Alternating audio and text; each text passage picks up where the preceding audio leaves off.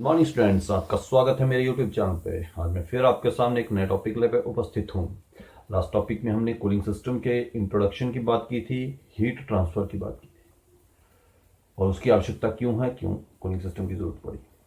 आज हम बात करेंगे कूलिंग सिस्टम के टाइप्स की, कितने प्रकार का कूलिंग सिस्टम होता है और कैसे काम करता है। तो आइए शुरू करते हैं कूलिंग सिस्टम के types. Types of cooling system. Cooling system basically दो प्रकार का है।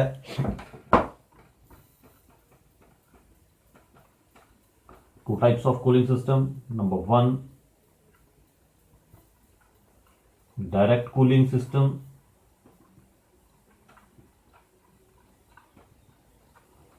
और air cooling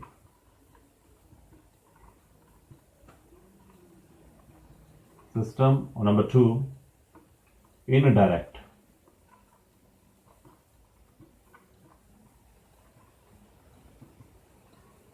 cooling system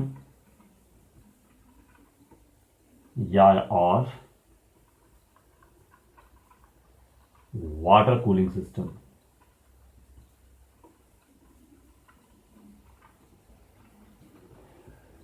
direct cooling system जिसमें द्वारा सीधे तौर के ऊपर कूलिंग की जाती है। डायरेक्ट कूलिंग सिस्टम में आता है आपका एयर कूलिंग, जिसमें सिर्फ हवा के द्वारा कूलिंग की जाती है।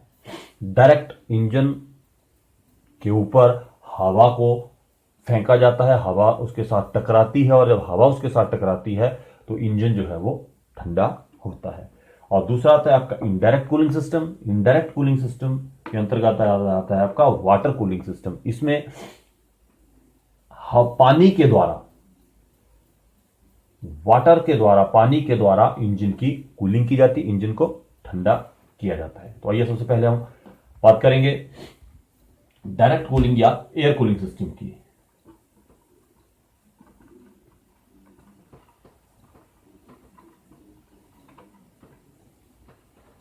एयर कूलिंग सिस्टम का प्रयोग छोटे इंजन्स में, टू व्हीलर्स के इंजन में किया जाता है। इन इंजन्स में सिलेंडर ब्लॉक और सिलेंडर हेड, सिलेंडर ब्लॉक और सिलेंडर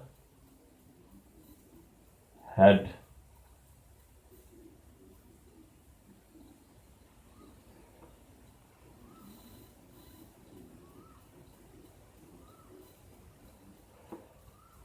सिलेंडर ब्लॉक और सिलेंडर हेड में फिन्स बनी रहती हैं। क्या बन रहती हैं? Cooling fins. ये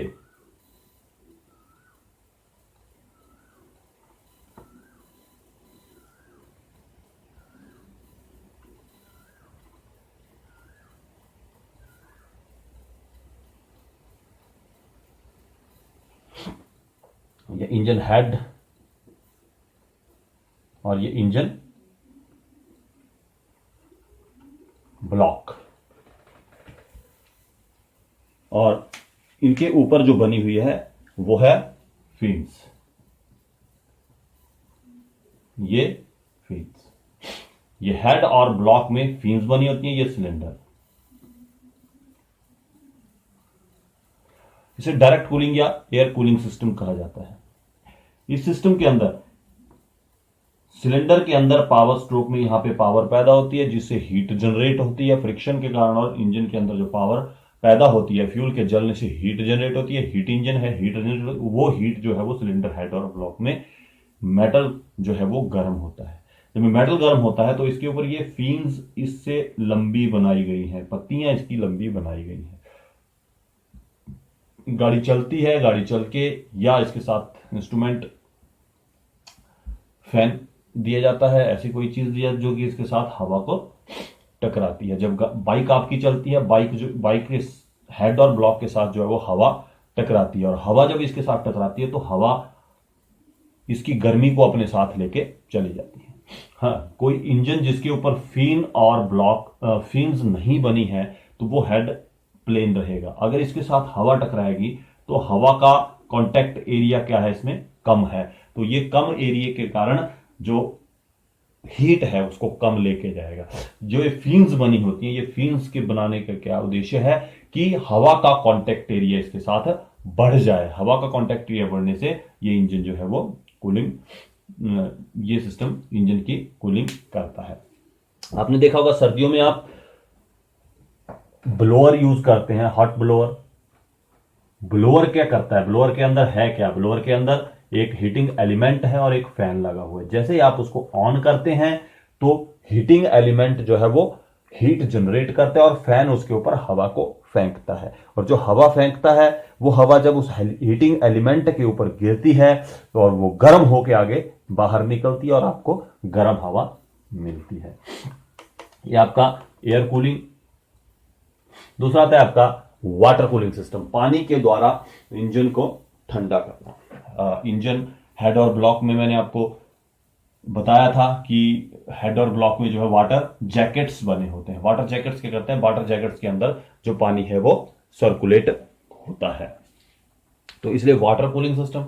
अब वाटर कूलिंग सिस्टम पानी के द्वारा सर्कुलेशन इंजन हेड और ब्लॉक के अंदर, इंजन ब्लॉक और हेड के अंदर पानी जो है वो सर्कुलेट होता है और पानी के सर्कुलेट होने पे जो हीट यहां पे जनरेट हो रही है वो हीट, उस हीट को पानी जो है एब्जॉर्ब करता है और एब्जॉर्ब करने के बाद वो पानी बाहर निकल जाता है। ये वाटर कूलिंग सिस्टम जो है, वाटर कूलिंग सिस्टम 3 प्रकार का है। नंबर, हम बात कर रहे हैं वाटर कूलिंग सिस्टम की, ये 3 प्रकार का है। Number 1 thermosiphon system, number 2 impeller thermosiphon system,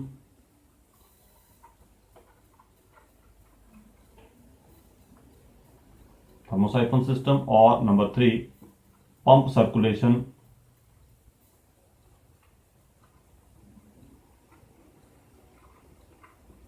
pump circulation और force feed, force feed system. ये 3 प्रकार के सिस्टम है। इसमें सबसे पहले बात करेंगे हम thermosiphon system. Indirect cooling system है। इसमें पानी का प्रयोग इंजन को रनिंग टेम्परेचर के ऊपर रखने के लिए, उसकी हीट को बाहर निकालने के लिए किया जाता है। तो सबसे पहला आता है आपका थर्मोसाइफन सिस्टम। थर्मोसाइफन सिस्टम, आप जानते हैं कि पानी जो है जब वो गर्म होता है तो हल्का होगा और जब वो ठंडा होता है तो भारी होगा। इसका उदाहरण, आप पानी की बाल्टी लें, उसमें रॉड डाल दो, रॉड को आधी बाल्टी से ऊपर रखो, आप पानी को गर्म करो, आधी बाल्टी से ऊपर का पानी गर्म होगा, आधी बाल्टी के नीचे का पानी वो ठंडा ही रह जाएगा। और जब आप रॉड को बिल्कुल नीचे लेके आएंगे तो पूरी की पूरी बाल्टी का पानी जो है वो गर्म होगा। वैसे ही थर्मोसाइफन सिस्टम में काम लिया जाता है।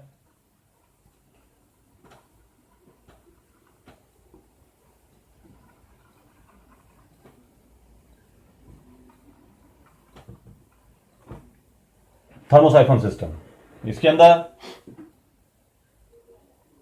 एक बड़े रेडिएटर का प्रयोग किया जाता है।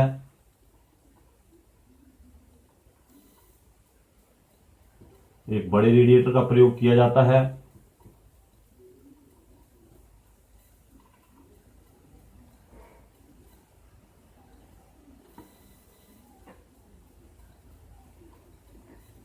इंजन हेड,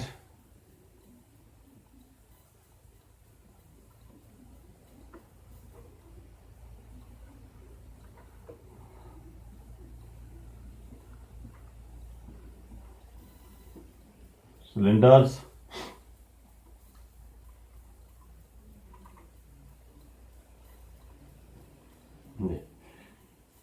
थर्मोसाइफन सिस्टम के अंदर पानी यहां से रेडिएटर से, यहां से होता हुआ इंजन के अंदर चला जाता है। इसको थोड़ा सा हाइट में फिट किया जाता है रेडिएटर को।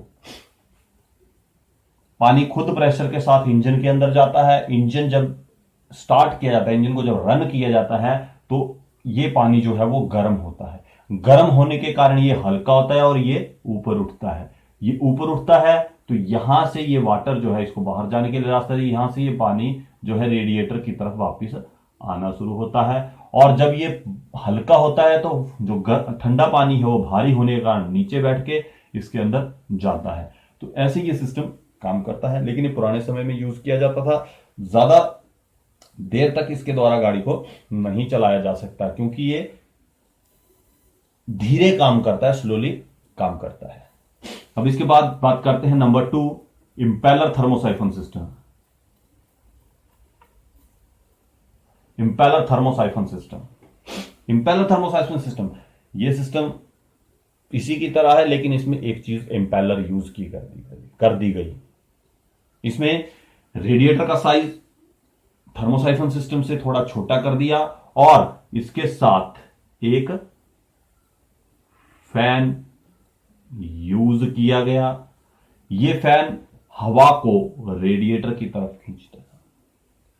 तो ठंडी हवा, एटमॉस्फेयर से जब ठंडी हवा आएगी तो ये जो बीच की पाइप जो रेडिएटर में लगी हुई है, इनके साथ हवा टकराएगी और पानी को ठंडा करेगी, सर्कुलेशन वैसे ही चलता रहेगा। ये इंपेलर थर्मोसाइफन सिस्टम था। अब इसके बाद बात करते हैं पंप सर्कुलेशन सिस्टम या फोर्स फील्ड सिस्टम, जो कि आजकल की गाड़ियों में यूज किया जाता है। इसमें क्या किया गया, इसमें थोड़ी सी चेंजिंग और की गई। इसमें इंपेलर के साथ एक पंप यूज किया गया।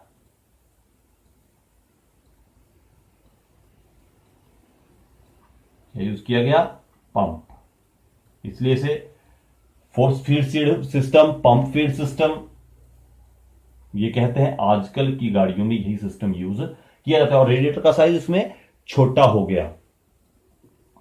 रेडिएटर का साइज इसके अंदर इससे छोटा हो गया। इसके अंदर क्या सिस्टम है, इसमें ये पंप लगा दिया गया। पंप जो है वो वी बेल्ट के द्वारा इंजन की क्रैंक शाफ्ट से ड्राइव लेता है। जैसे ही इंजन को स्टार्ट करते हैं, पंप ये इंपेलर, ये फैन की शाफ्ट घूमना शुरू करती है। फैन की शाफ्ट के ऊपर अंदर पंप लगा हुआ है और ये पंप रोटेट करता है। पंप फोर्स के साथ, प्रेशर के साथ इंजन के अंदर पानी को भेजता है और पानी यहां से सर्कुलेट होकर वापस फिर से रेडिएटर के अंदर चला जाता है। आजकल की गाड़ियों में पंप सर्कुलेशन सिस्टम का प्रयोग किया जाता है। अब पंप सर्कुलेशन सिस्टम के मेन पार्ट्स,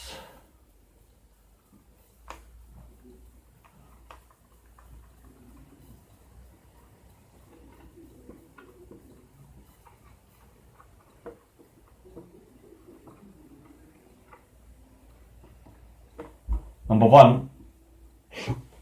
सबसे पहला है आपका रेडिएटर।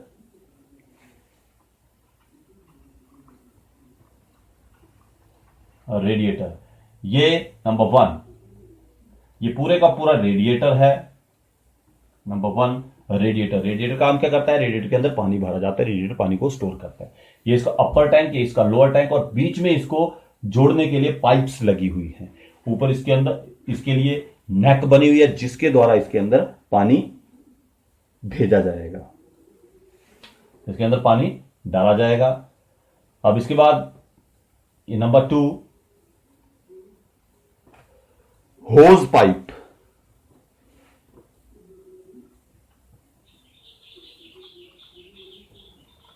होज पाइप रेडिएटर से पंप तक इसको जोड़ा गया है।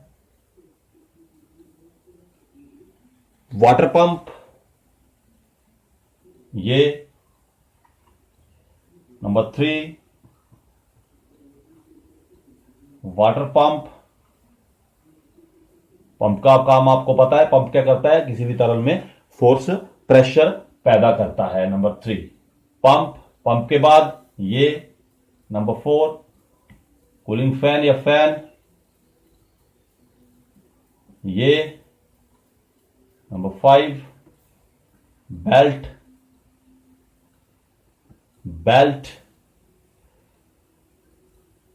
नंबर 6 वाटर गैलरी या engine header block.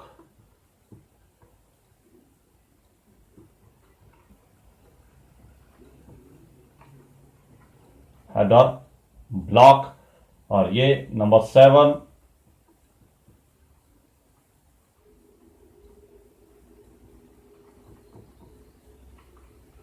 Thermostat valve, और ये 8 upper hose pipe, cylinder head और ब्लॉक, वाटर जैकेट्स या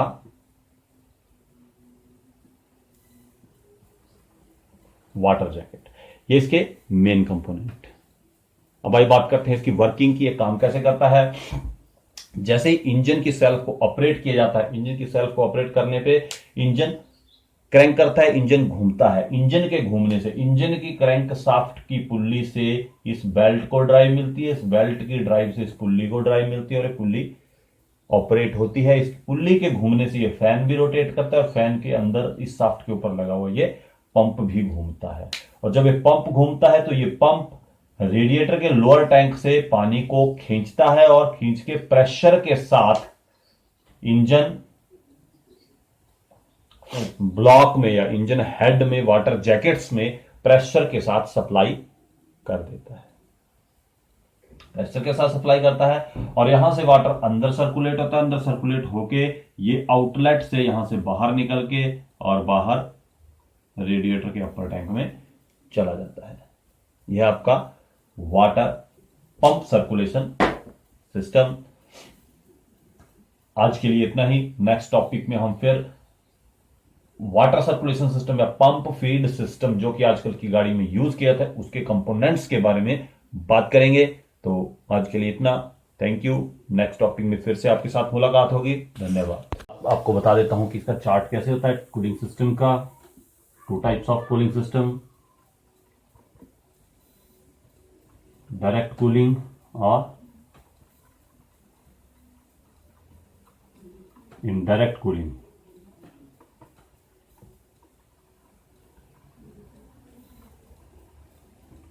डायरेक्ट कूलिंग एयर कूलिंग, और indirect cooling water cooling.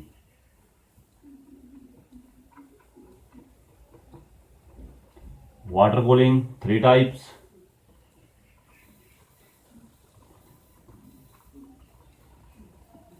Thermosiphon, impeller thermosiphon,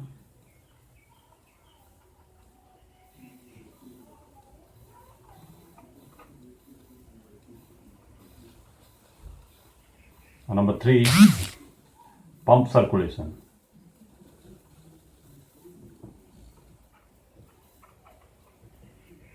pump circulation और फोर्स फीड। Thank you.